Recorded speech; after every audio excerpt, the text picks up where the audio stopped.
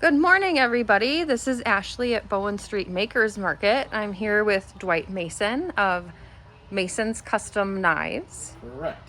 and he's here to tell us about his awesome concept to finish custom knives here at the market.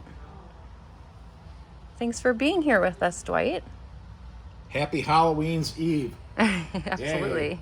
We're in the right place for Got your this. pumpkins carved? If not, I've got the knife to do it. Come on down and see me. And can't believe we're here at the Makers Market. These are all very cool, Dwight. What is your favorite one of these that's here? Well, as you see, I make a variety of knives, from hunting knives, kitchen knives. I make some interesting pieces. I make, let's see here. One of my most common, popular has been probably the hunting knives, but lately it's been the kitchen knives have been really popular. I've made quite a few of those this last year. How long have you been doing this? I've been making knives since 1998. That's a long time. These What are you're looking at there is some Damascus steel. And then this here is what they call mocha, which is brass, nickel, silver, and copper. beautiful. That's a really neat piece to go with this. What is this technique? How does this look like wood? That's Damascus. That's two different steels forged together. And how you get that pattern is the composition of the two different steels when it's forged together. And this is just a random twist pattern, but they've got some pretty interesting, intricate patterns you can do with Damascus. The difference, what you see here, is when the steel is twisted and forged together, okay, the steel is etched in acid. And what the acid does is it distinguishes the two different compositions of the steel. Now, this lighter color steel has more nickel in it, so that's what you're seeing, more of the nickel silver. Unbelievable. The details in these. And these And these pins are mosaic pins, which the mosaic pins are you go down to any craft store or like Kits and File, you go into their section and you can buy these different tubes and different squares and different patterns, and it's just a matter of fitting it all together and then epoxying the tubes. Wow. Down to the last detail. That's really special. Look at that. Like some of the knives, I'll appoint this for decoration. I'll put a mosaic pin. This rivet is called a Corby rivet. It's holding the handle on. Use the rivets and usually an epoxy to put the handle on the knives. We've got antlers, and this is armadillo, you said? It's armadillo. Very cool. I can't get enough of this forged. Damascus? Yes, that's so cool. And you, if I understand right, you work with people to make custom knives too. Yes. Mm-hmm. And what does that look like for someone that wants to come talk to you? Well, usually you can come to my house and go to my shop and give a little instruction on what I do, and it looks like you've got samples so people could come in and take a look. I've got so much samples of different woods. I've got, this is dyed bone. This is what they call diamond wood, which is a colored plywood. Each of the layers of the plywood is a different color. Oh, sure. That's what That's gives really it. neat. It's called diamond wood, as most people refer it to as. And this is some spalted maple and some other different wood species. Most of the wood species I like to use the stabilized material because it does two things.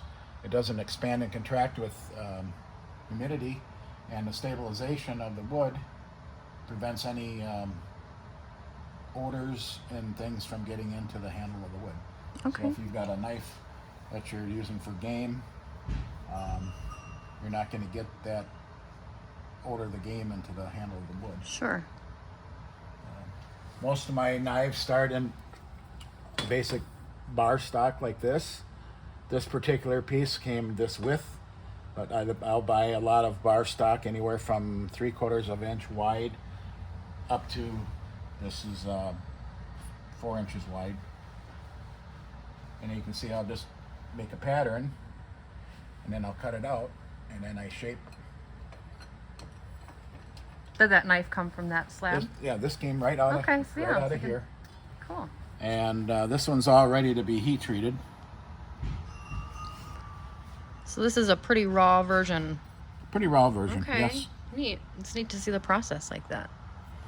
From And then when slab to. I do my own heat treating, Okay. and when I heat treat a knife, if it's a stainless steel, I put it in this stainless steel foil envelope, and then I put a little piece of paper inside the steel, or inside this envelope. And when I heat treat, this is heat treated up to 1,975 degrees, Wow. and it soaks at that temperature for about 2 hours. And this particular steel is air quenched, so when it has soaked in that temperature for 2 hours, I take it out with tongs and pretty heavy duty gloves, of course, and then I hit compressed air on the edge Interesting. to quench the steel. Now, some of the steels, like your carbon steels, I quench in transmission fluid or oil. I use transmission fluid because it has a lower flash rate to it, and I get more heat cycles out of the transmission fluid versus oil. Sure. In a pinch, I'll use vegetable oils, but transmission fluid works the best. Now, when I do this with this, get back to heat treating of the stainless steel, I'll put a little piece of paper inside this envelope, and then I seal it shut. And what happens is the stainless steel needs to be heat treated in a where there's no oxygen. So what happens is that piece of paper will flash off, and it'll use up all the oxygen in the envelope, and it'll be an airtight. We always hope for an airtight envelope to get the proper heat treat. Sure. If not, what happens is you get a really orange peely scale because there's a lack of carbon Sure. in the stainless steel, whereas carbon in a high carbon steel, that temperature we only heat treat up to 1550. And the 1550 is what they consider a point where it becomes non-magnetic. So when your steel gets up to 1550 degrees, you can put a magnet to it, and the magnet will not stick to it. Very nice. I've made knives out of different things, from rare old spikes to, this is an old crosscut file, or crosscut saw. That makes usually a pretty decent knife. This is a carbon steel, so you've got to keep a wax on it or an oil to keep it from oxidizing, but they do make great knives, as well as Yes, tell us about this one. files. Show This us. This is a farrier's rasp. Okay, this farrier's rasp. And now let's show them the knife that you made from that. whoa. First day with my new fingers. This is a farrier's rasp, and this is a knife I made from the same type of file. And then what I did is I etched with acid image of horses on the farrier's rasp. And you see on the back side, Unbelievable. this is the rasp side. Sure, sure. And this is what they call a hidden tang or a stick tang, where the tang is basically, it drops down and then I drill a hole in the block of wood and then I fill that with epoxy. Sure. And that's a hidden tang, where these other knives have what they call a full tang. This would be a full tang. This is one that's in its stages of being finished, Oh, sure. where I have the Well, it's neat to see them unfinished handles in on stages. it. Now I would just have to shape the handles. Sure, But this is a full tang versus the hidden tang. sure. Very interesting. What's the most unique piece of metal you've used to forge a knife, would you say? Probably just some of the Damascus. I've only made a little bit of Damascus. Most of my Damascus I buy from the guys that make Damascus. They have the big equipment, the heavy duty trip hammers and presses and the big equipment need to forge out, a bar of steel. Sure. I've done it on an anvil and by hand, but there's no way you can make a great big bar by just hammering it out. It's unless you're a real young guy. I make all the sheaths. I was just going to ask you to tell us about that. That is beautiful. This sheath I made for this particular knife. And this is actually a print. This is what they call you can get different hides that are printed. Okay. Where they do is they take a regular piece of leather and they put it through a big roller and it impresses this is a gator print. To give that type of look, it's a lot cheaper Sure. than getting the real. It's still leather, but it's a print. Absolutely. Let's talk about this sheath too. This one's great. This one? Mm-hmm. Very, very interesting piece. This is I guess you consider it a small dagger, and The handle's really pretty. this handle is not ivory. This is paper micarta. Really? This is layered paper that's pressed together. This was made by Westinghouse. It's kind of hard to get. You can't find this anymore. Wow. And this looks like multiple metals in the handle. Yep. This is the Mocha. This is brass, copper, and nickel silver. It's made by a friend of mine, Mike Sackmar, who is actually, it's his birthday today. Oh, happy birthday, Mike. And then the sheath. That's really neat.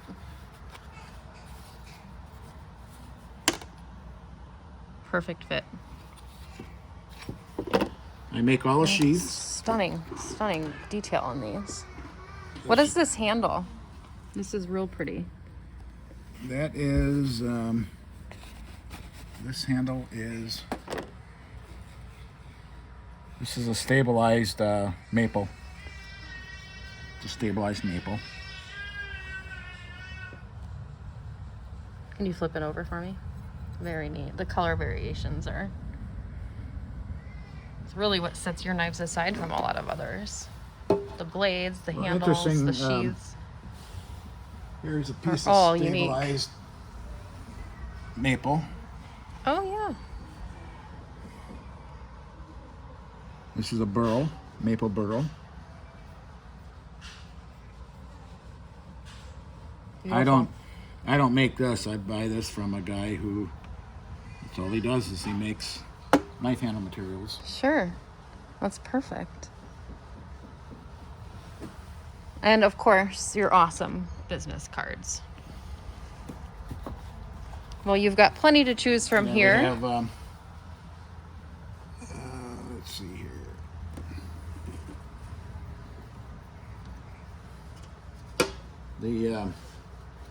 The sheaths are made. I start with I usually buy, a half a side of a cow. I buy that much leather at a time. Sure. And then jaw it out, cut it out, and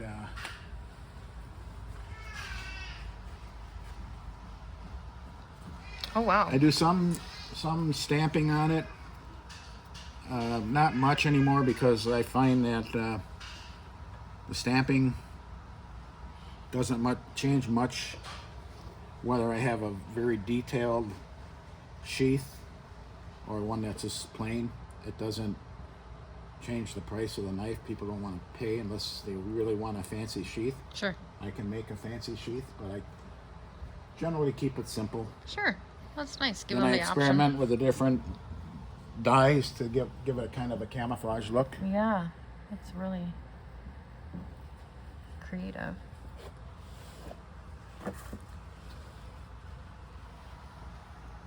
Awesome. Well, there's plenty to choose And I from have here a- at Maker's Market. Another kind of cool piece. This was in a magazine. This is featured in a magazine. This is a hatchet I made Oh, sure. Looks with like a it's folding knife Oh, and wow. the handle. very cool. I have the same concept with this knife right here, which is Oh, sure. a fixed blade with a folder that goes into the handle. Multi-purpose. Always nice. Well, if you'd like to And get I in re- touch with...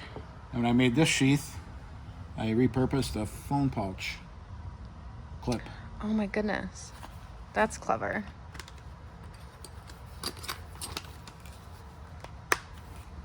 Very smart. Oh. Yeah, and a clip right on your On your belt? belt while you're out hunting. I love it. Well, if you'd like to get in touch with Dwight from Mason's Custom Knives, we will post his information. Otherwise, there's plenty here at the market. And one more thing, I've done a lot of specialty blades where one of my other hobbies or things I'm involved in are dog rescue. Oh, wonderful. And I've done, the breed of interest that I have is a Keeshond dog. And I've done different knives where I've etched the images of a dog Oh, my goodness. on the knife. And people love stuff with their dogs. Oh, absolutely. I've done other breeds. So if you have a dog breed that you'd like to have a special knife made, or an Sure. animal for that matter, Yeah. I did a knife with some ferrets on it. I did a knife with some chickens on it. I did, of course, you saw the horses. And I do that with acid. I etch the image on the knife with acid. Wow. It's really a lot of customization And then, kind of cool about, possibilities here. hard to see, but here, this little, Got it. a little Oh, yeah. little footprint. Yes. And then here, Those hidden details really make little- these special. Yeah. little paw print. Very And cool. This has an image of the Keeshond there, and Oh, then got it. Yeah. a paw print in the handle. I think that's my new favorite.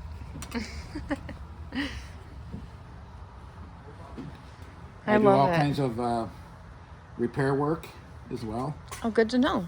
So if you had a knife that you tried to open a paint can with and you broke the tip off, I can re-tip a knife. An old knife, their handle might be cracked or broke, I can put a new handle on them. Great. If you have an old knife where the sheath is falling apart, I can remake a sheath for that knife. I need the knife to actually make it custom Size it fit. up, sure. And that pretty much in a nutshell is kind of my hobby. Well, it's a very interesting and very impressive hobby. And thank you for sharing with us today. I've learned a lot, and I look forward to maybe I can catch you in the action one of these days. We can All right. see you making one of these bad boys. Yeah, Well, thank you never know. again, and make sure to come see Dwight and his section here at the Makers Market. There's plenty to choose from, but like he said, there's also plenty of customization options. If you want to come in and design your own with him, we will let you know how to get in touch. And Have a even great put your day. name and initials on the knife too. Yeah, I mean, you could just design one start to finish. What an awesome gift idea for someone too. Well, thanks, Dwight. Yep, you bet. Have a great day, everybody. Thanks for having me.